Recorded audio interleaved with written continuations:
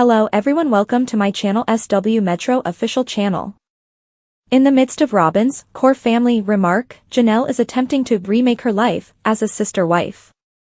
Despite Robyn Brown's core family rudeness, sister wife star Janelle is embracing a new detox plan for this year and is making a determined effort to recover from the loss of her son Garrison Brown. Janelle's resilience is so admirable that it truly humbles me. Her perseverance in the face of such a significant loss is so courageous and womanly. In addition to her grace, humility, and fortitude, Janelle has always had a great deal of common sense. The main focus of Janelle's detox is creating routines that improve her mood and energy levels. She's working out instead of lounging in bed and browsing social media on her phone. It's actually a complete reset. In addition to prioritizing a healthier diet and becoming more intentional with her screen time, Janelle is also engaging in a holistic cleanse that helps her mind, body, and spirit. She will also stay away from those who don't enrich her life. It all sounds pretty sensible. She's headed in the right direction. Regretfully, villain Robyn and other ladies aren't as developed.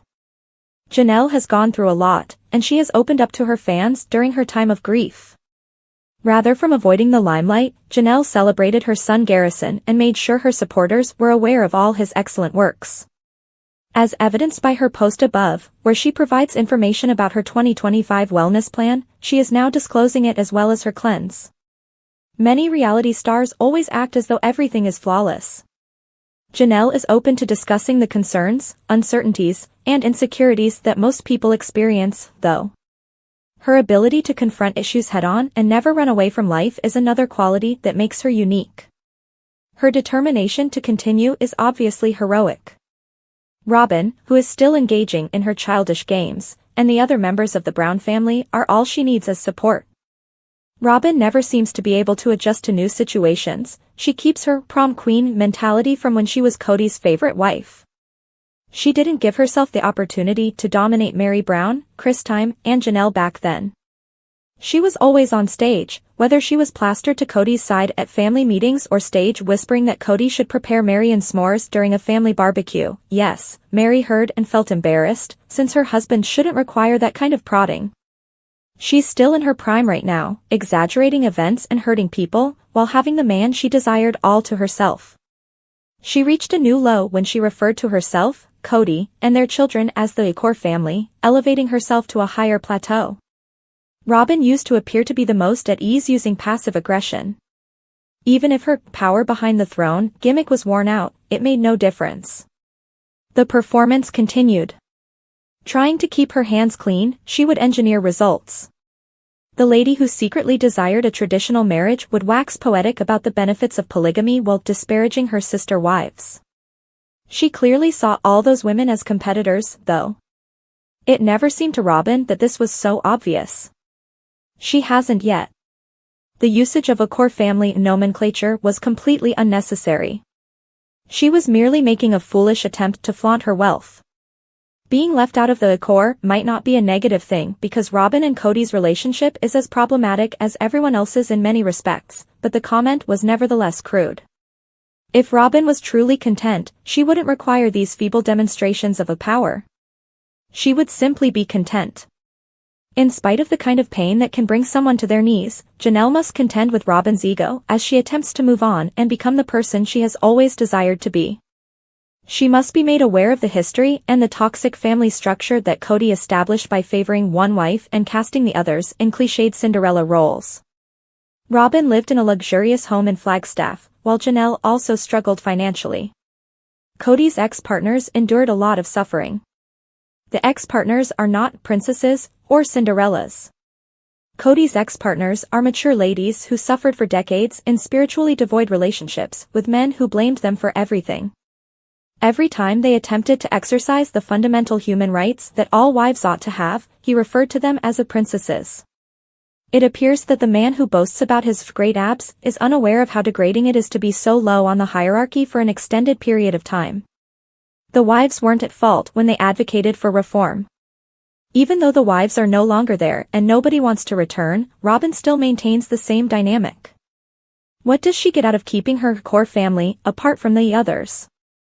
Not a thing. The children of other mothers in the Brown family require more from their stepmother than emotional triggers like core family conversation. At 46, Robyn has experienced a lot of life, so there's really no justification for a mind game like core family comment. Because of the failed spiritual unions and Garrison's death, everyone in the Brown family has moved on and adjusted their lives, but Robyn is unchangeable. It appears that she has no desire for peace. Given that she's creating drama without cause, Robyn could prefer chaos. In essence, she is battling against those who are fed up with the conflict. It hasn't been simple for Janelle to learn to rely on herself. She has been plagued with trouble, and some of it wasn't her fault. She discovered reservoirs of power that allowed her to endure even the darkest nights of the soul. While riding through the dark, Janelle is such a lovely person today because of this. Janelle is fearless, demonstrating her depth. Robyn might not have as much life experience, even though she does have a man to help her get through a dark and smoky night. Robyn remains in the outside darkness, reluctant to truly accept the others, while Janelle is moving into the light. No, those children already have mothers, so she doesn't need to be their mother. She just needs to understand the power of words and remember to consider her words carefully before speaking. Robyn has not experienced the same level of misery that Janelle does on a daily and nightly basis. That type of suffering is enough to transform a person. Janelle is seeing the bright side because of this. She is aware of the fragility and value of life. Robyn, who has experienced a lot, yes, Robyn also lost Garrison, but Janelle gave birth to him, spends her time creating catchphrases that depress priceless kids. Robyn might not have meant it that way. Robyn Brown, star of Sister Wives, ought to apologize, though. The Brown children must feel as though they are in the same room as their father since life is brief. The core family, and what it means to not belong to it are not things they need to consider. Robyn is capable of cruelty and might not even be aware of it. The Sister Wives star needs to go beyond the struggles for dominance that were so common while the Brown family was still whole, and consider the present and what is achievable. As Ram Dass stated, Robyn must be here now. Was Tata Farms purchased by Janelle Brown through a Coyote Pass buyout?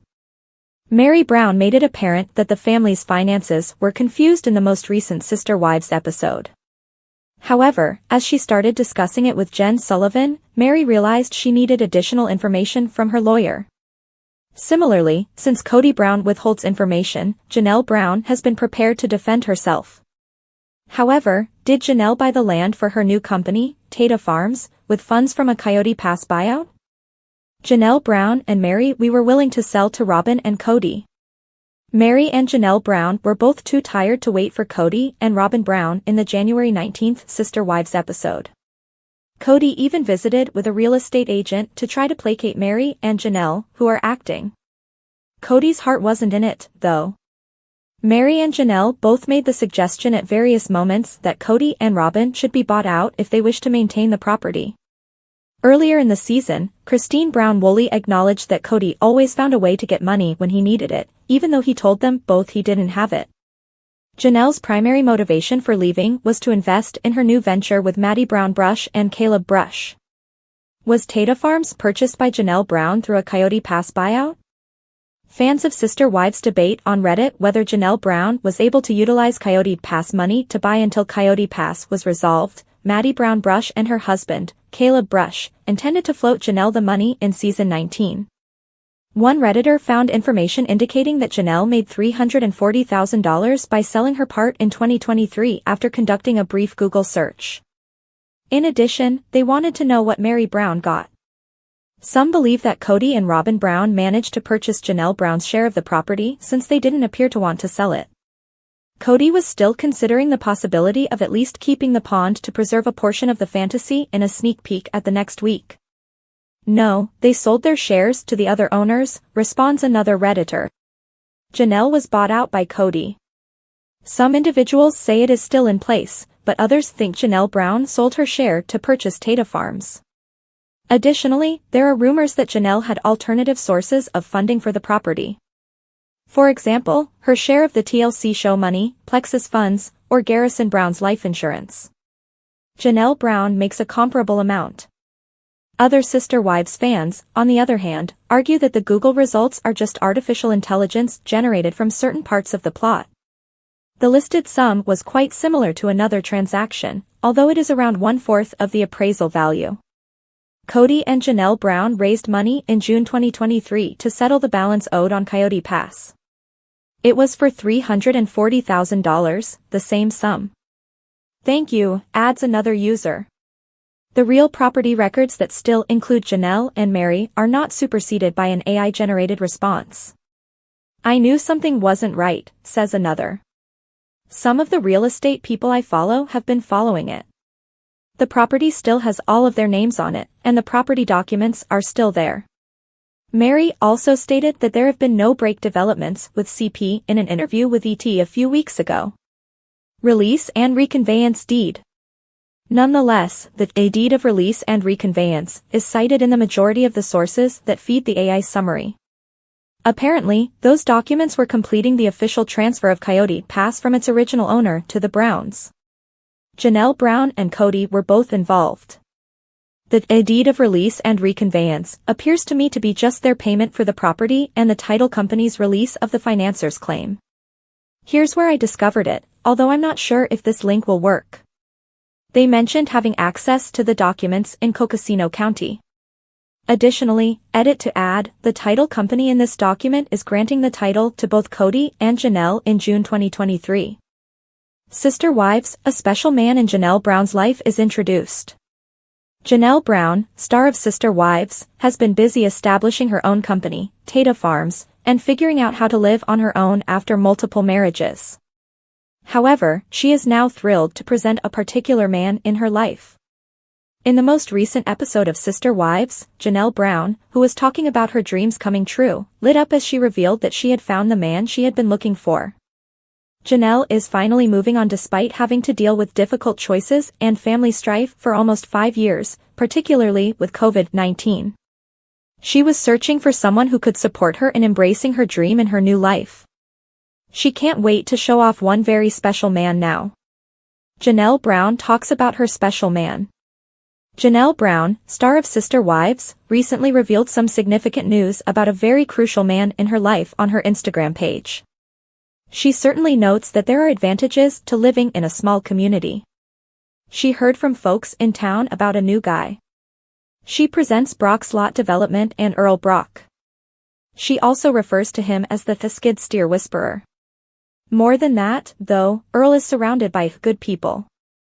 In addition to being amazed by the labor he made to clear the land for Tata Farms, Janelle enjoys listening to his tales. She also asserts that he is a storyteller extraordinaire. Imagine Barry Corbin with a tractor, a southern drawl, and enough stories to keep you entertained for days, she adds when describing Earl.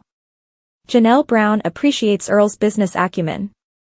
The solution Janelle Brown and Maddie Brush Brown were looking for was meeting Earl Brock. Earl gathered his tools and prepared the ground for their future home, garden, and chicken coop. When Earl tore down the trees and turned them into mulch, Maddie's children adored it. However, Janelle informs supporters that Earl is not just a worker. Furthermore, he is a living example of community. He approached them beaming and shared his experiences, which made them laugh as well.